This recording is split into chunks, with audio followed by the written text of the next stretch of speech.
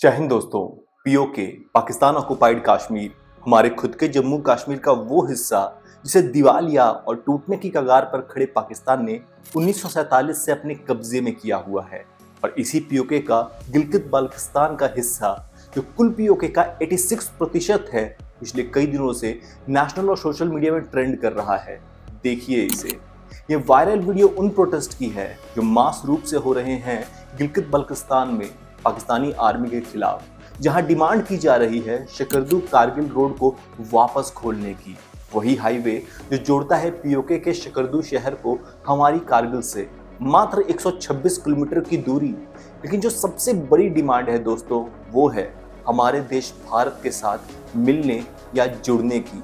और इन प्रोटेस्ट के अलावा हमारे खुद के पॉलिटिशियंस, गवर्नमेंट और अपोजिशन दोनों में, और हाई रैंकिंग आर्मी ऑफिशियल्स की स्टेटमेंट जो खुद में हिंट दे रहे हैं शायद वक्त आ गया है रिक्लेम करने का, वापस लेने का हमारे देश के ताज जम्मू कश्मीर को पूरी तरह से।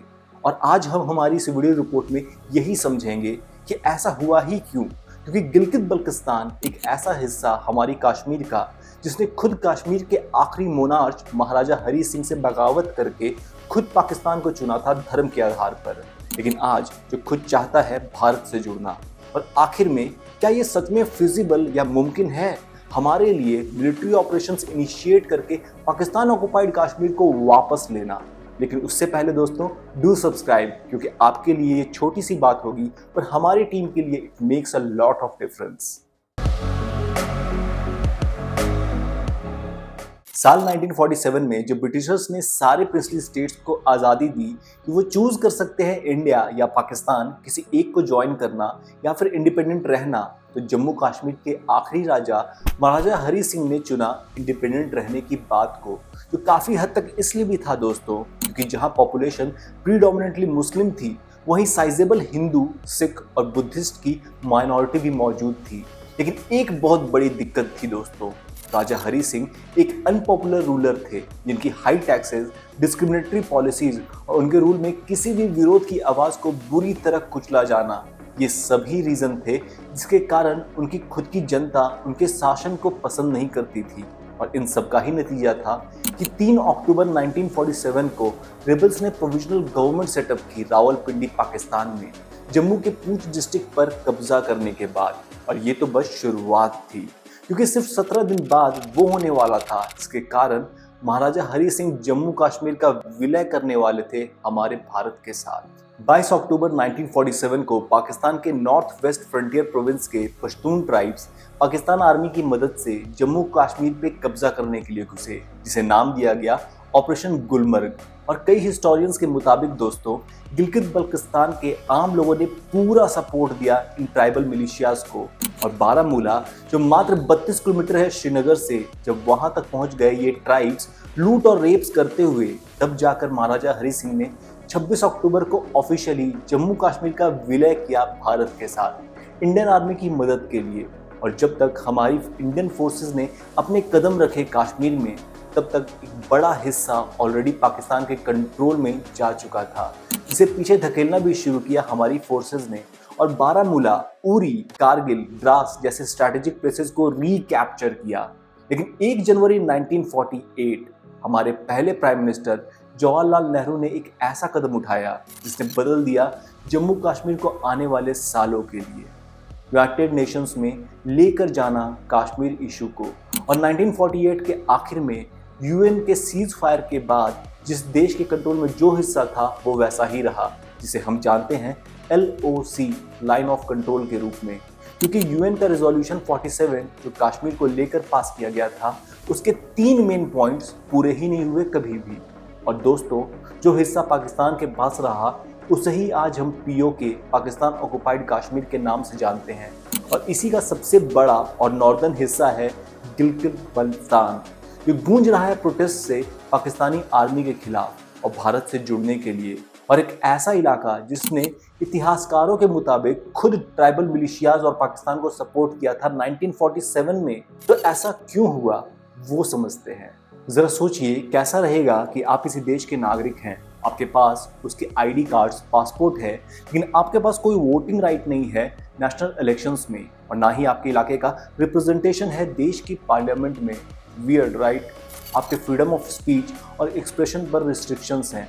आपके ऑयल, गैस, मिनरल्स, डैम्स और टूरिज्म पे कोई भी कंट्रोल नहीं है आपकी अपनी स्टेट या प्रोविंस का। और दोस्तों, ये सब तो बस झलक है जो गिलगित बल्तिस्तान में हो रहा है सालों से। चाहे वो 1963 में इस इलाके का ट्रांस काराकोरम ट्रैक चाइना को गिफ्ट करना हो, या आज पूरे के पूरे इलाके को ही चाइनीज कॉलोनी बना देना, जहां कीमती जेम्स और स्ट्रैटेजिक मिनरल्स की माइनिंग के लीजेस चाइनीज कंपनीज के पास हैं। China Pakistan economic corridor CPEC के नाम पर डैम्स, ऑयल पाइपलाइंस और हेवी मेटल का एक्सट्रैक्शन ना सिर्फ एनवायरमेंटल डिजास्टर ला रहा है इस इलाके में, बल्कि उसके लोकल लोगों के लैंड राइट्स को भी खत्म कर रहा है फोर्सफुली।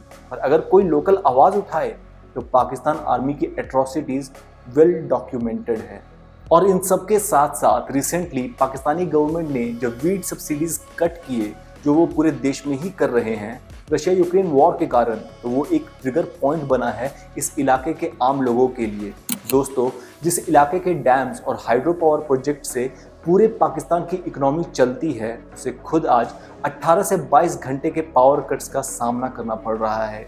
और आज खुद POK लीडर्स जैसे शौकत अली काश्मीरी मीटिंग्स होल्ड कर रहे हैं अलग अलग देशों में, जहां वो बता रहे हैं दुनिया को कि किस तरह से पाकिस्तान और चाइना एक्सप्लॉइट कर रहे हैं वहां की रिसोर्सेज को, और बदले में वहां के खुद के लोगों को बेरोजगारी और बेसिक एमिनिटीज तक नहीं मिल रही। और अब दोस्तों, सबसे बड़ा सवाल, क्या ये सही वक्त है POK को वापस लेने का? तो दोस्तों, आज जहां हमारा इंडिया एक 5th लार्जेस्ट इकोनॉमी है और तेजी से आगे बढ़ रहा है, किसी भी तरह के मिलिट्री ऑपरेशंस का मतलब है हमारे खुद की इकोनॉमिकल और मिलिट्री माइट को खर्च करना। बेशक पाकिस्तान जहां आज अपने सर्वाइवल के लिए लड़ रहा है, लेकिन वो एक न्यूक्लियर देश है जो हमें याद रखना चाहिए, जो डेस्परेशन में उसका इस्तेमाल भी कर सकता है। और जब हम POK की बात करते हैं, तो आज चाइना एक बड़ा प्लेयर बन चुका है अपने बिलियंस ऑफ डॉलर्स के इन्वेस्टमेंट के साथ इस रीजन में, यानी उसकी इन्वॉल्वमेंट ऐसे किसी भी मिलिट्री ऑपरेशंस में होनी ही है। यहाँ तक कि इंटरनेशनल कम्युनिटी जो ऑलरेडी रशिया के यूक्रेन वॉर में इंगेज्ड है, और हमारा ऐसा कोई भी कदम शायद डिप्लोमेटिकली काउंटर प्रोडक्टिव ही होगा। और खुद PM मोदी ने इंटरनेशनल फोरम में कहा है कि आज का दौर युद्ध का नहीं है। लेकिन दोस्तों, चाहे 8 नवंबर 2016 का डीमोनेटाइजेशन हो या 5 अगस्त 2019 में खुद जम्मू कश्मीर का स्पेशल स्टेटस रिवोक करना, सरप्राइजेस और शॉक देने वाले स्टेप्स एक पहचान है आज हमारी इंडियन गवर्नमेंट के। तो वक्त आया है या नहीं पाकिस्तान ऑक्युपाइड कश्मीर को वापस लेने का, ये तो दोस्तों आने वाला वक्त ही बताएगा। उम्मीद करता हूँ दोस्तों आपको वीडियो अच्छी लगी होगी, इंफॉर्मेटिव लगी होगी, तो चैनल को जरूर सब्सक्राइब करें और वीडियो को लाइक करें, ताकि हम और वीडियोस बना सकें आपके लिए इस तरह के। मिलते हैं हमारे अगले वीडियो में, बातें करते हैं एक और मुद्दे पर। जय हिंद।